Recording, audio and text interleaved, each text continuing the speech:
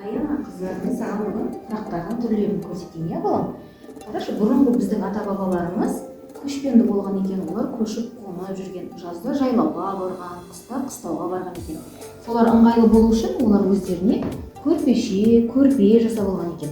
Қарашы, міне қандай әдемі құрақ құраған, иә? Бұл құрақты ши құрақ деп атайды екен. Қарашы, міне қандай әдемі. Мынаның барлығын біз өзіміз қолымызбен жасап, бір-біріне құрастырамыз. Құрақ дегеніміздің өзінің мағынасы, бұл өмірдің өзі әртүрлі құрақтардан тұрады екен. Bir gün жақсы жаңалық болады, bir gün жаман жаңалық болады. Солардың барлығын құрастырып біз үлкен өмір сүреді екенбіз. Ал енді мынаны біз ши құрақ деп айтамыз еді.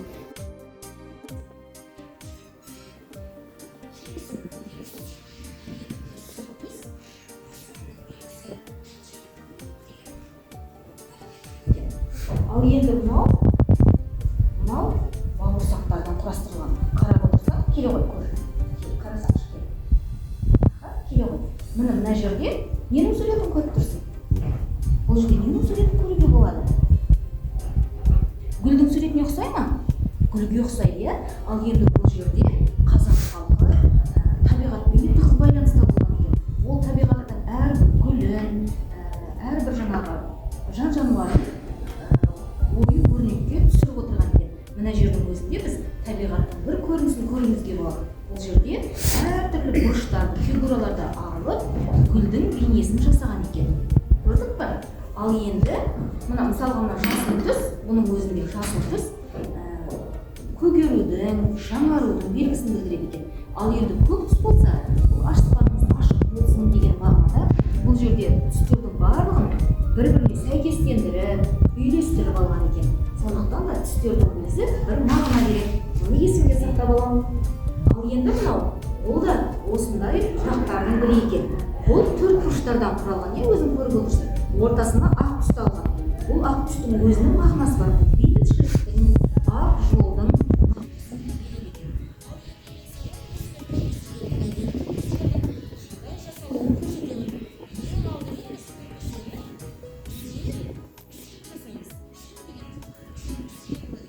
Оның шет-шет әдемілеп тігіп аламыз дағы. Енді оның ішіне не саламыз? Мақта салады екенбіз, иә? Мақтасын әдемілеп саламыз.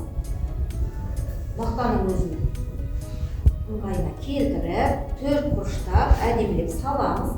Және оның сыртын әдемілеп инемен тігеміз. Ал енді инені ұстаған кезде сен қазір кішкентайсың ғой, сондықтан сен инені мен жоқ кезде ұстамай жарай ма балам?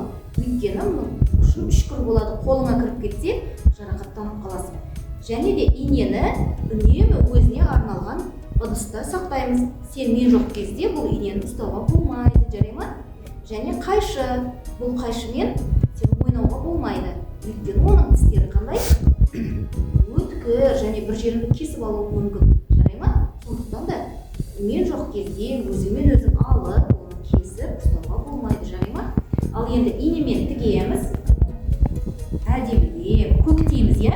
Көрпешені көктейді екенбіз. Ал киімді тігеміз, сондықтан көрпешені көктейміз.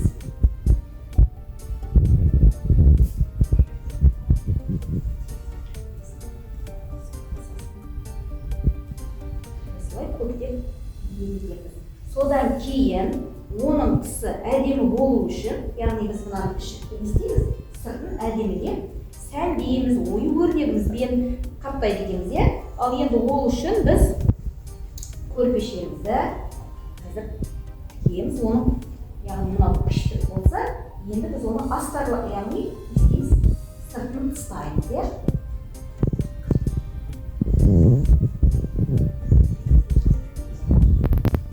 Ал енді қызыл түстімен, қыздың көзі қызылда деп әдемі қызыл түстен алып отырмыз. Енді оған біз әдемі оюымызды жапсырамыз.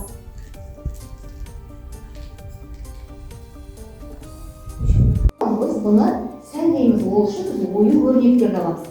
Ал енді бұл оюлардың өзінің де сыры бар екен. Қарашы, мына оюлар балам, жаңағы қошқар мүйіздің, арқар мүйіздің бейнелерін береді екен. Яғни бұның өзі төрт құбыламыз тең болсын деп көрсетіп, бұл жерде жаңағы табиғаттың тағы да бір көрінісін алған екен. Ал енді біз бір шетіне ғана қоймай, екінші бұрышына да бұны жабыстырып, бірінші әдемілеп қойып аламыз да, енді әдемілеп тігіп шығамыз. Сонда біздің көрпешеміз сәнді әрі әдемі болып жасалады екен.